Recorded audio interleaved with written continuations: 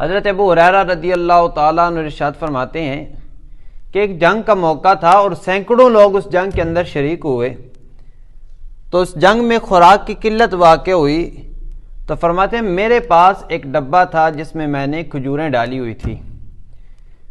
فرماتے ہیں کئی لوگوں نے مجھ سے پوچھا ابو ہریرہ تیرے ڈبے کے اندر کیا ہے، لیکن میں نے کسی کو قریب نہیں آنے دیا۔ کہتے ہیں لوگ پوچھتے رہے لیکن میں نے کسی کو بتایا نہیں کہ اس میں کیا ہے۔ پھر نبی کریم صلی اللہ علیہ وسلم نے پوچھا ابو ہریرہ تیرے ڈبے کے اندر کیا ہے؟ تو میں نے عرض کی یا رسول اللہ صلی اللہ علیہ وسلم اس میں کھجوریں میں نے ڈالی ہوئی ہیں۔ تو حضور نے فرمایا ادھر لے کے آؤ نا۔ کہتے ہیں میں حضور کے قریب لے کر گیا تو محبوب نے اس ڈبے کو پلٹا تو اس سے 21 کھجوریں نکلی۔ کہتے ہیں پھر ان کو واپس ڈبے میں ڈالا اور حضور نے اپنا دست مبارک اس ڈبے کے اوپر رکھا اور فرمایا ابو ہریرہ بلاؤ لشکر والوں کو اور یہ کھجوریں انہیں پیش کرو۔ ابو ہریرہ کہتے ہیں ٹوٹل 21 کھجوریں تھی، سینکڑوں لوگ تھے، 10 کر کے آتے رہے، کھجوریں کھاتے رہے اور واپس جاتے رہے۔ کہتے ہیں وہ اتنے لوگ کھا کر چلے گئے، ابھی بھی ڈبے کے اندر کھجوریں باقی تھی، لیکن کہتے ہیں جیسے وہ لوگ کھا کر جا رہے تھے میں مڑ کر اس ڈبے کی طرف دیکھ رہا تھا، اس میں تو ہیں 21 کھجوریں اور اتنے لوگ کھا کر چلے گئے، اس میں کیا بچا ہوگا؟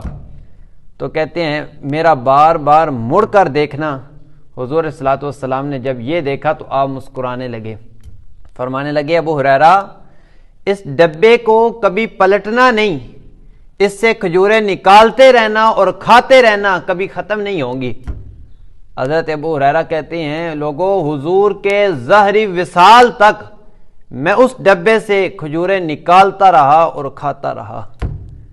پھر فرماتے ہیں حضرت صدیق اکبر کا دور آیا، حضرت سیدنا صدیق اکبر کا پورا دور میں اس ڈبے سے کھجوریں نکالتا رہا اور کھاتا رہا۔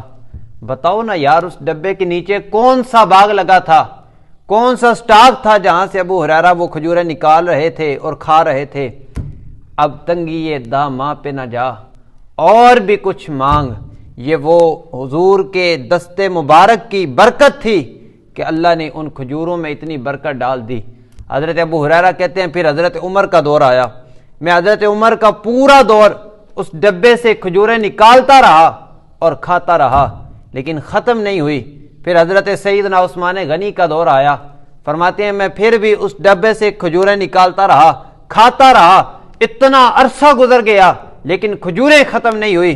فرماتے ہیں پھر جس دن حضرت سیدنا عثمان غنی رضی اللہ تعالیٰ عنہ کی شہادت ہوئی تو اس رات میرے گھر کے اندر بھی چوری ہوئی، اور فرماتے ہیں اس چوری میں وہ ڈبہ بھی چوری ہو گیا۔